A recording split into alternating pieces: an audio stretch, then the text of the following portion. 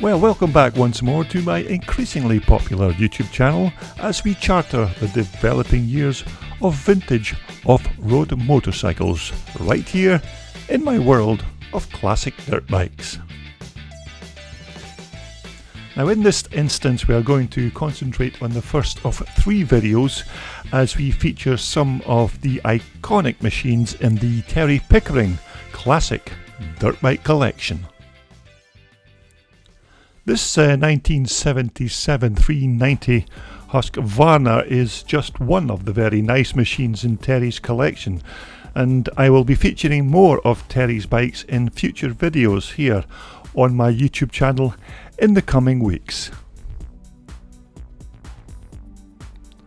Now this particular bike started its life as really not a bike at all, but was put together using boxes of parts that Terry had lying around his workshop.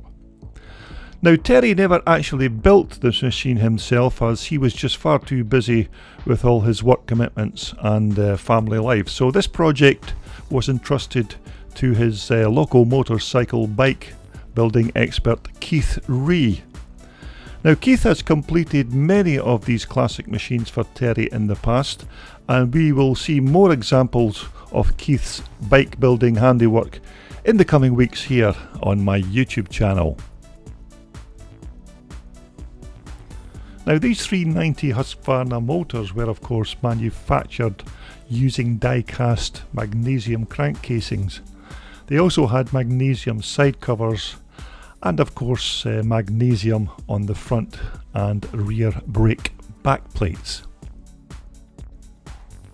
Also at the business end, the piston had a single ring and a silver plated big end rod bearing.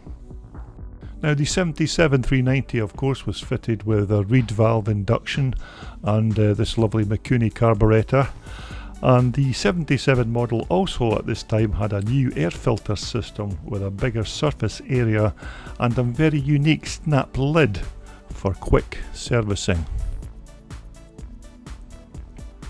Now the Husky's front forks allowed you at least a minimum of about 12 inches of travel at the front end, and these forks were good enough to cope with just about all manner of track conditions back in the day.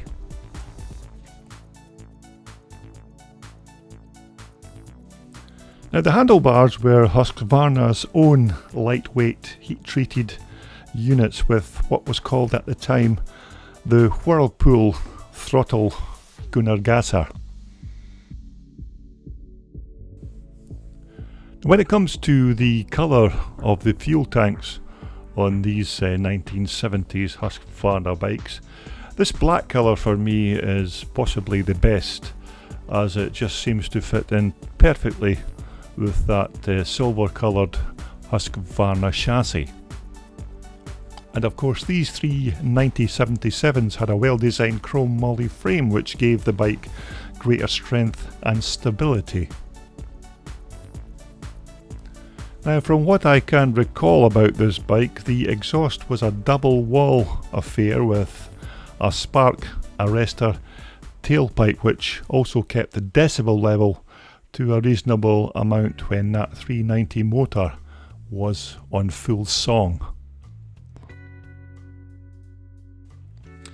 And as we see in this shot, you can see a nice close-up of that lovely tailpipe spark arrestor.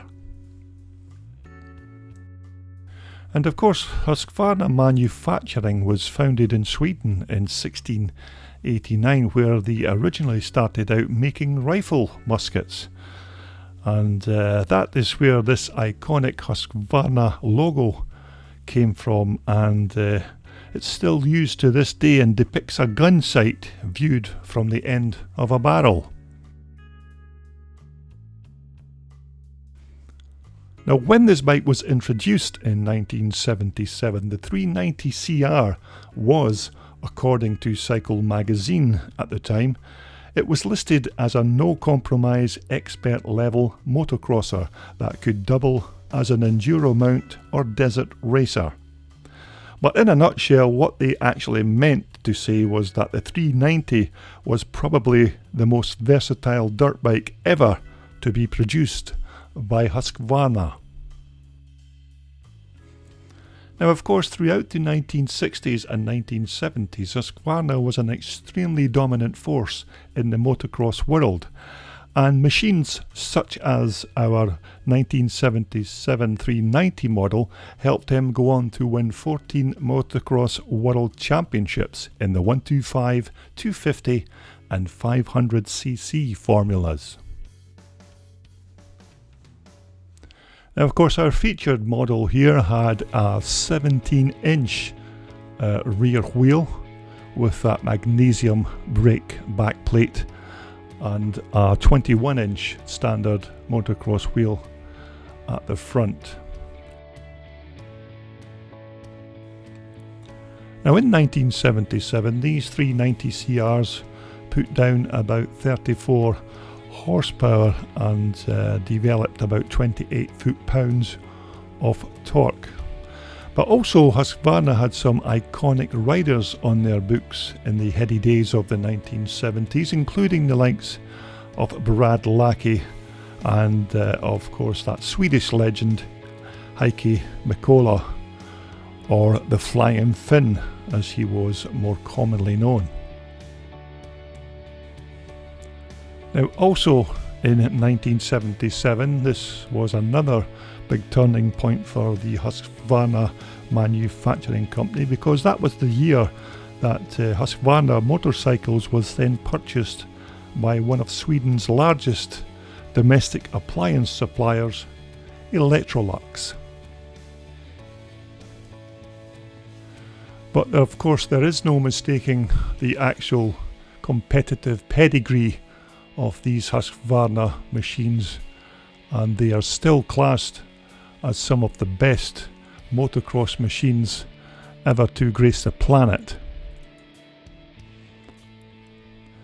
Now, of course, there is no doubting the quality of the build on this beautiful 390 1977 CR Husqvarna. And as I mentioned earlier, this is just one of the many bikes we will be featuring here on my YouTube channel in the coming weeks, as we take a walk through Terry Pickering's classic dirt bike collection. So I hope you've enjoyed having a look at one of Terry's fantastic machines, and if you like what you see, please subscribe to my video channel for more classic dirt bikes.